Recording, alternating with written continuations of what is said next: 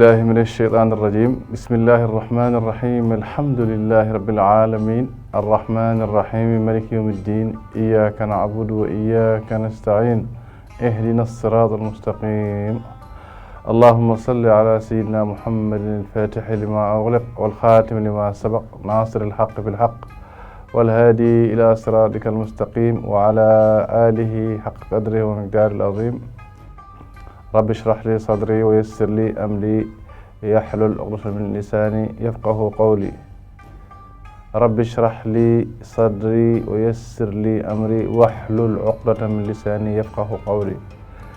Chers téléspectateurs d'Amani TV, bienvenue dans votre nouvelle émission Les visages de l'Islam. Aujourd'hui, nous allons parler du jeûne du mois de Ramadan. Comme vous le savez, le jeûne du mois de Ramadan est une prescription divine. Allah subhanahu wa ta'ala nous a ordonné de jeûner. Le jeûne constitue le quatrième pilier de l'islam. Donc c'est dire son importance dans la religion musulmane. Le jeûne a été prescrit dans la deuxième année de l'Hégire, donc lorsque le prophète sallallahu alayhi wa sallam a émigré de la Mecque vers Médine en 624. Le jeûne correspond donc à une période définie dans le temps et correspond au 9e mois de l'année lunaire, donc de l'année musulmane. Shahr Ramadan. Cette prescription divine est apparue dans le Coran à travers le verset 183 et les versets suivants de la sourate Al-Baqarah, où Allah subhanahu wa ta'ala apostrophe les croyants en leur disant, après Bismillah ar-Rahman ar-Rahim, Ya ayyuhalladhina amanu kutiba alaykumus siyamu kama kutiba ala alladhina min qablikum la'allakum tattaqun. Donc, dans ce verset, Allah subhanahu wa ta'ala les croyants, appelle les croyants en leur disant qu'il leur est prescrit de faire le jeûne, de jeûner. Donc comme cela a été prescrit à des communautés avant les musulmans. Nous savons tous que les chrétiens, les juifs jeûnaient aussi. Donc les chrétiens jusqu'à présent, nous savons ici au Sénégal, avec le carême, les 40 jours de carême. Et le prophète sallallahu alayhi wa sallam aimait souvent à rappeler aussi le jeûne de Daoud, donc de David, donc, qui était un prophète juif. Donc pour dire que le jeûne est une prescription qui s'est inscrite dans la continuité des prescriptions des religions révélées. La différence, c'est qu'avec l'avènement de l'islam, il a été institué une période de 1 mois pendant laquelle le musulman doit jeûner. Donc c'est pourquoi dans le verset suivant, Allah subhanahu wa ta'ala dit, c'est dans le verset 185 de la sourate Al-Baqarah toujours, Shahru Ramadan allazi unzila fihi al-Qur'an. Donc le jeûne correspond au mois de Ramadan. Shahru Ramadan veut dire mois de Ramadan. Donc c'est pendant ce mois-là que la prescription divine doit être exécutée, c'est-à-dire de jeûner pendant une période de 29 ou 30 jours. Le jeûne est une pratique qui était très courante du temps du prophète sallallahu alayhi wa sallam. Lui-même est connu pour jeûner, pour avoir jeûné très régulièrement durant toute sa vie. Et on rappelle souvent que le prophète sallallahu alayhi wa sallam jeûnait les lundis et les jeudis, et qu'il jeûnait aussi, selon certaines traditions, les jours blancs de chaque mois, c'est-à-dire les 3 jours, les 11, 12, 13 ou les 12, 13, 14, les jours blancs de chaque mois. Le prophète sallallahu alayhi wa sallam s'adonnait au jeûne aussi pendant de longues périodes, surtout au courant du mois de Sha'ban, au courant du mois de Rajab aussi. Vous savez aussi que pendant les 10 derniers jours de l'année musulmane, il est prescrit, il est recommandé aussi de jeûner un certain nombre de jours, notamment le 9e jour, le jour d'Arafat, pour les musulmans qui ne sont pas partis faire le pèlerinage à la Mecque. Le jeûne, donc, c'est aussi une tradition qui est respectée pendant un certain nombre de fêtes, un certain nombre d'événements, comme par exemple le début du mois de l'année musulmane, le début de l'année musulmane, c'est-à-dire la Ashura. Le prophète sallallahu alayhi wa sallam avait recommandé de jeûner le 10e jour et il avait promis, si Allah lui prêtait vie, l'année suivante de jeûner aussi le 9e jour. Donc le jeûne, c'est une pratique qui est consubstantielle de la religion musulmane. Allah subhanahu wa ta'ala a voulu, à travers le mois de Ramadan, codifier cela en prescrivant une période donnée dans l'année. C'est le 9e mois, pendant une durée donnée, 30 jours ou 29 jours, où le musulman doit jeûner. C'est pourquoi Allah subhanahu wa ta'ala dit « Il vous est prescrit ». Donc c'est une prescription divine, donc c'est une obligation. Et donc, comme je disais tout à l'heure, c'est le 4e pilier de l'islam. Le jeûne qui est prescrit pendant ce mois se fait selon les règles de tous les jeûnes musulmans, c'est-à-dire pendant, en gros, la période où le soleil est apparent. Donc c'est du Fajr, c'est-à-dire la première prière à l'aube, jusqu'au crépuscule, au coucher du soleil. Du temps du prophète sallallahu alayhi wa sallam, l'observation par les yeux, l'observation oculaire était de mise pour justement déterminer la date de fin du mois précédent et le début du mois de Ramadan, donc le mois de Shawwal et le début du mois de Ramadan. Et il est rapporté dans les traditions que le prophète sallallahu alayhi wa sallam a une fois confirmé le début du jeûne en écoutant un bédouin qui était passé et à qui avait témoigné qu'il avait vu la lune.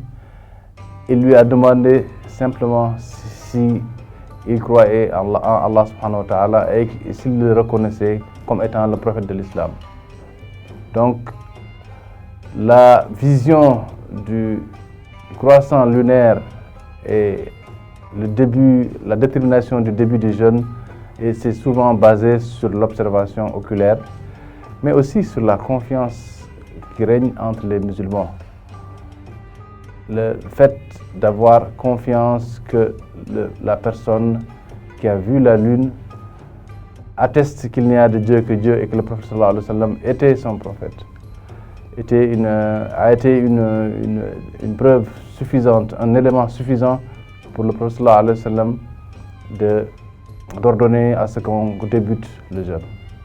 Donc, tout ceci pour dire que l'importance de la communication entre les musulmans pour pouvoir démarrer le jeûne, pour pouvoir le terminer, en tout cas pour les débuts et les fins de mois, est très importante dans le processus du jeûne, car ça peut être une source pour démarrer le jeûne et ça peut être une source aussi pour démarrer en communion le jeûne.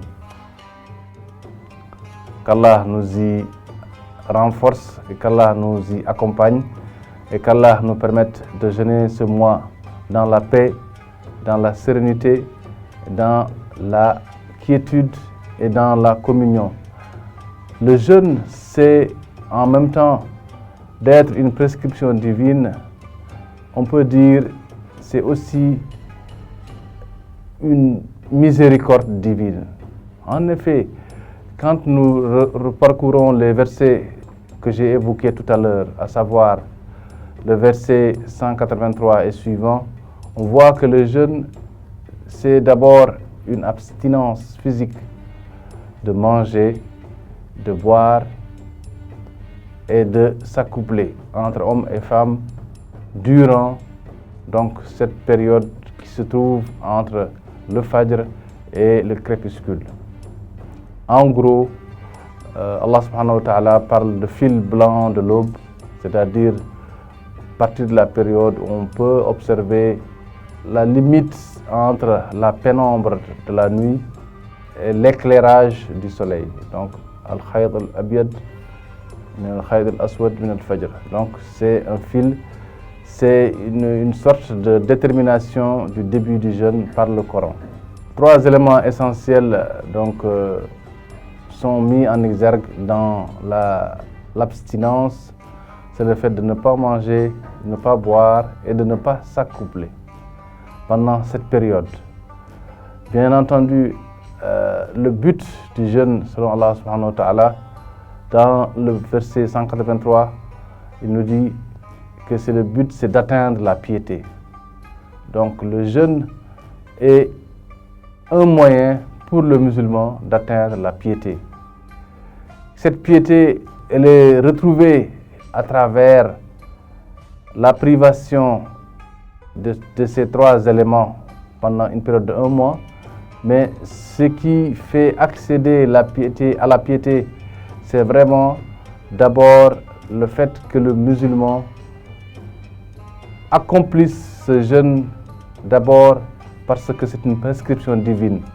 Donc le fait d'exécuter une injonction d'Allah subhanahu wa ta'ala sans hésiter et sans réfléchir, parce que c'est une prescription divine. C'est le fait d'abord d'arriver à ce stade, de décider de se priver de tous ses plaisirs pendant une période assez longue qui peut aller jusqu'à 14h, 16h en moyenne, mais peut-être un peu plus jusqu'à 18h, 19h dans les pays du Nord. C'est cette décision que l'homme, dans son fort intérieur, a prise selon les prescriptions de sa religion, de s'abstenir de ses plaisirs pendant cette période. C'est une très grande porte d'entrée vers la piété. Mais le jeûne, c'est aussi un certain nombre de comportements que le musulman doit adopter pendant cette période. Allah subhanahu wa ta'ala nous rappelle que le jeûne, c'est une porte vers la guidée. La guidée, c'est la guidée vers le droit chemin. La guidée, c'est aussi la guidée vers la vie harmonieuse en commun en société avec ses semblables. Le jeûne, c'est aussi l'abstinence de tout ce qui peut entraîner l'être humain vers les péchés. En effet, une tradition prophétique célèbre nous dit que pendant le mois de Ramadan, les portes de l'enfer sont fermées. Les portes du paradis sont grandes ouvertes. Shaitan est enchaîné. Ceci est un hadith vérifié, certifié du prophète sallallahu alayhi wa sallam. Qu'est-ce que cela veut dire? Cela veut dire que pendant le jeûne, nous avons grande ouverte la porte pour pouvoir accomplir de bonnes œuvres, pour pouvoir être dans le chemin de la droiture. En quoi faisant? En jeûnant, mais aussi en nous abstenant de tous les actes qui peuvent conduire au péché. En effet, selon le hadith que je viens de citer, l'abstinence de manger, de boire et de s'accoupler est renforcée par Allah subhanahu wa ta'ala par la fermeture de toutes les portes d'accès au péché. C'est comme si Allah subhanahu wa ta'ala répandait sur terre pendant cette période bénie du Ramadan une sorte d'abstinence des actes les plus répréhensibles. Si Allah subhanahu wa ta'ala muselle Shaitan pendant cette période, c'est justement pour nous ouvrir les portes de sa miséricorde. C'est à nous de nous rappeler cela et d'en profiter au grand maximum. En effet, pendant le jeûne, pendant que Shaitan est enchaîné, nous le sentons nous-mêmes dans notre observance de la religion. Nous nous sentons animés d'une force et d'une envie d'accomplir beaucoup d'actes de piété. C'est pendant le jeûne qu'on voit beaucoup de croyants, beaucoup de fidèles, non seulement supporter avec beaucoup de sérénité, avec beaucoup de calme et avec beaucoup de piété la faim, l'abstinence, le fait de ne pas boire, la soif, de s'abstenir de s'accoupler, mais aussi de redoubler d'efforts dans les actes de mansuétude, les actes de bienfaisance, les actes d'adoration tout court, à travers la lecture du Coran, à travers les séances de Tarawih, c'est-à-dire les prières surérogatoires qui sont faites pendant la nuit. Le prophète sallallahu alayhi wa sallam nous a montré la voie à travers ces actes d'adoration pieuse qu'il faisait pendant le jeûne. Et on sait aussi que le prophète sallallahu alayhi wa sallam, pendant les derniers jours du jeûne, accomplissait une retraite dans sa mosquée, qu'on appelle communément al-i'tikaf, pendant laquelle il ne sortait pas de la mosquée et il passait tout son temps à adorer son Seigneur à travers des actes surérogatoires pendant qu'il jeûnait. Parmi ces actes, il y a donc les prières, il y a aussi beaucoup de zikr, mais il y a aussi beaucoup de lecture du Coran. C'est le calife Omar ibn Khattab qui a institué les prières que nous faisons actuellement pendant le jeûne, c'est-à-dire le Tarawih, le Nawafil. Les versets que nous avons lus conduisent tous donc le croyant pieux à identifier les actes par lesquels il peut se rapprocher de son Seigneur. Car le but du jeûne dans tout ça, c'est d'abord d'avoir le pardon de son Seigneur, d'avoir la miséricorde divine, d'accéder à la rémission de tous ses péchés. Le prophète sallallahu alayhi wa sallam nous dit dans un verset, dans un hadith célèbre, que celui qui jeûne avec intention, celui qui le fait par piété et par amour de Dieu et en étant un croyant et avec l'intention qu'Allah subhanahu wa ta'ala va le rétribuer, verra tous ses péchés effacés. Imaginez donc que pendant le mois de Ramadan, vous avez la possibilité que tous vos péchés que vous avez accomplis auparavant seront effacés. Le prophète sallallahu alayhi wa sallam nous dit dans ce hadith: Man sama Ramadan imanan wa ihtisaban ghufira lahu min dhanbihi ma taqaddama min dhanbihi. Une autre version nous dit Man qama Ramadan.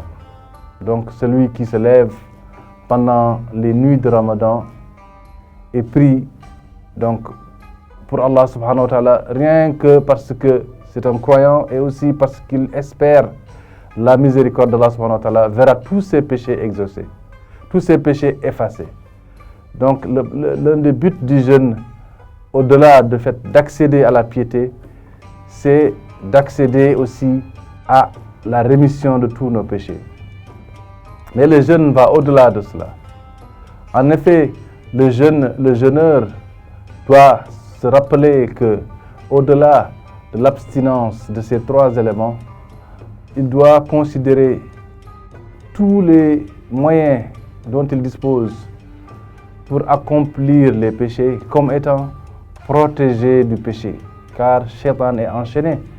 Donc il doit aussi se rappeler cela constamment à travers le zikr, à travers aussi toutes les activités qu'il peut faire pour rester dans le calme, dans la piété, dans la stricte observance des préceptes de droiture, des préceptes d'honnêteté, des préceptes d'amour du prochain et de solidarité. C'est ainsi qu'il doit aussi astreindre ses organes de sens à ne commettre que des actes de bienfaisance agréés par Allah subhanahu wa ta'ala. C'est ainsi qu'il doit absolument abandonner tout ce que sa langue peut proférer en insanité, en grossièreté et en calomnie. Le fait de raconter des choses, de raconter, de dire des choses en l'absence de son frère, ça s'appelle la calomnie. C'est une pratique qui est très répandue dans notre société. Le Prophète sallallahu alayhi wa sallam nous met en garde de ne pas juste mourir de faim pendant le jeûne. C'est-à-dire ne pas manger, ne pas boire, ne pas nous accoupler avec nos épouses, mais ne rien gagner de ce jeûne. Et un des actes qui annule le jeûne, c'est justement la calomnie. Donc évitons donc tout acte de calomnie pendant le jeûne. Et n'hésitons pas à dire à la personne qui vient nous entraîner vers la calomnie, attention, inni sa'im, je suis en train de jeûner. C'est comme cela que le Prophète sallallahu alayhi wa sallam procédait. Tous les actes autour de nos organes de sens, y compris le fait de baisser le regard, de ne pas regarder des choses répréhensibles, y compris le fait de ne pas avoir un commerce malhonnête, y compris de ne pas tenir des propos malveillants ou irrévérencieux envers son prochain, y compris, bien sûr, le fait de ne pas transgresser ces trois ordres, c'est-à-dire de ne pas manger, de ne pas boire, de ne pas s'accoupler avec ses épouses. Donc, tous ces éléments nous montrent que, au-delà du fait de ne pas manger et de boire, au-delà du fait de ne pas s'accoupler, nous devons profiter de ce mois pour nous refaire une sorte de cure, une sorte de retour à l'essentiel, une sorte de rééducation à des valeurs de droiture, à des valeurs de paix, à des valeurs de solidarité. Car le jeûne, c'est le moment où tous nos actes sont décuplés. Certains hadiths parlent de 10 fois. Tout acte de bien que nous faisons est multiplié par 10. Certains exégètes parlent même de plusieurs centaines, voire plusieurs dizaines de milliers de fois. Et nous savons aussi que le Prophète sallallahu alayhi wa sallam nous dit par un hadith célèbre que le fait de jeûner les 30 jours ou les 29 jours du mois de Ramadan et de les faire suivre par les 6 jours de Shawwal, c'est comme si nous avions jeûné toute l'année. En faisant l'arithmétique de ce hadith, nous voyons que le Prophète sallallahu alayhi wa sallam nous donne déjà la clé en nous disant qu'au minimum, notre jeûne est multiplié par 10. En effet, le fait de jeûner les 30 jours nous donne déjà l'équivalent d'avoir jeûné 300 jours. Et les 6 jours de Shawwal nous donnent l'équivalent de 60 jours, ce qui fait un peu plus que l'année musulmane qui est d'environ 355 jours. Donc, pour vous dire que le Prophète sallallahu alayhi wa sallam, à travers ce hadith, nous montre que le jeûne, c'est déjà au minimum les actions, les actes de bienfaits qui sont multipliés par 10. Et comme vous le savez, le jeûne du mois de Ramadan, c'est une pratique qui est descendue sur le prophète de l'islam de la manière dont nous musulmans le pratiquons. Et cette pratique est descendue donc aux premières années de l'émigration du prophète vers Médine. Et cette pratique qui est une réminiscence des religions révélées antérieures va être dans un tempo achevé à travers la révélation qu'Allah subhanahu wa ta'ala nous fait de sa perfection. Merci d'avoir suivi votre émission Les Visages de l'Islam. Nous aurons l'opportunité de continuer cette émission sur le jeûne dans une autre émission des Visages de l'Islam. Assalamu alaikum wa rahmatullahi wa barakatuh.